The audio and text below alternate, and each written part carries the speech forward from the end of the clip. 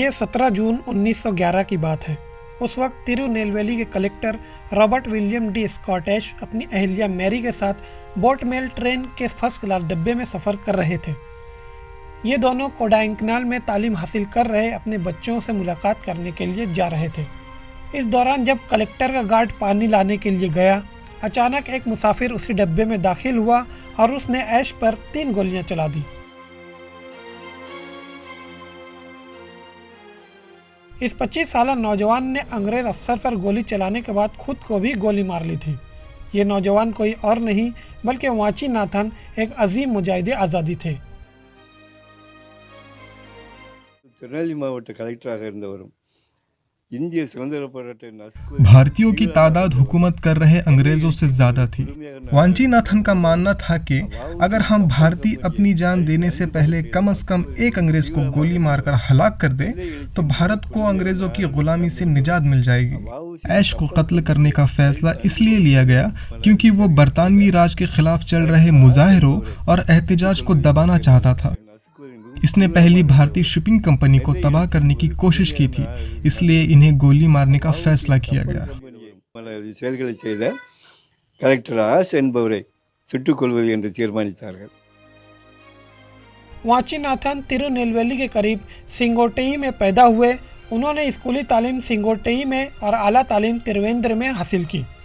तालीम मुकम्मल करने के बाद महकमा जंगलात में मुलाजमत की। ये वो दौर था जब बरतानवी हुकूमत से आज़ादी हासिल करने के लिए तहरीकें चलाई जा रही थी। आज़ादी की जद्दोजहद से मुतासिर होकर वाचीनाथन ने अंग्रेज़ों के खिलाफ जंग में शामिल होने और हथियार उठाने का फ़ैसला किया। जंग में हिस्सा लेने के लिए उन्होंने अय्यर की भारत माता तंजीम से हथियारों की तरबियत हासिल की, जो उस वक्त पुडुचेरी की फ्रांसीसी कॉलोनी में काम करने वाली सावरकर अभिनव भारत तंजीम की शाख थी। तिरुनेलवेली में आज़ादी की ज़बरदस्त जद्दोजहद के दरमियान ऐश को तिरुनेलवेली के कलेक्टर के ओहदे पर फायज किया गया था। ये अंग्रेज़ी अफसर भी किसी तरह आज़ादी की तहरीक को दबाना और कुचलना चाहता था। उसी कोशिश में ऐश ने V.O. चिदम्बरम और सुब्रमण्य सेवा की मिल्कियत वाली पहली भारतीय शिपिंग कंपनी को भी तबाह किया था। इन्हीं वजूहात से नाराज़ होकर वाचीनाथन ने इस बरतानवी अफसर को कत्ल करने का मंसूबा बनाया था। வாஞ்சியை பற்றி குறிப்பிடும்போது அவர் பெரும்பாலும் வீட்டிலேயே இருந்தது கிடையாது। वाचीनाथन कभी अपने घर पर वक्त नहीं गुजारा। वो अवामी खिदमत में बढ़ चढ़ कर हिस्सा लेते थे। उनकी मुलाकात नीलकुंडा ब्रह्मचारी से हुई और उन सब ने मिलकर भारत माता के नाम से एक तंजीम बनाई। वो बुनियादी तौर पर आज़ादी की जिद्दोजहद के साथ जुड़े हुए थे। वाची ने सन 1907 से 1911 के दरमियान अंग्रेज़ों के खिलाफ जंग लड़ी और अपनी जान देकर उसकी कीमत अदा की।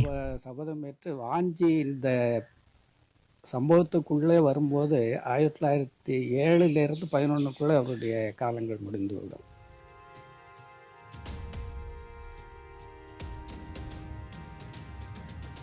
वाचीनाथन ने बरतानवी हुकूमत से भारत को आज़ाद कराने के लिए एड़ी चोटी का जोर लगा दिया था, लेकिन उनका नाम दूसरे मुजाहिदीन आज़ादी की तरह मकबूल नहीं हुआ। अंग्रेज़ अफसर को मारने के बाद उन्होंने खुदकुशी कर ली थी। खुदकुशी के बाद उनकी जेब से एक खत भी मिला था जिसमें लिखा था, बरतानवी हुकूमत हमारी कौम पर कब्जा कर रहे हैं और हमारे सनातन धर्म को रौंद रहे हैं, इसलिए हमें अंग्रेज़ी हुकूमत को भारतीय सरजमीन से उखाड़ फेंकना होगा और यहाँ धर्म और आज़ादी का बीज बोना होगा। हमारे इलाके में कदम रखने वाले किसी भी बरतानवी अफसर के कत्ल के लिए हम 3000 मदरासियों को तरबियत दी गई है। मैं उन सब में सबसे छोटा हूँ।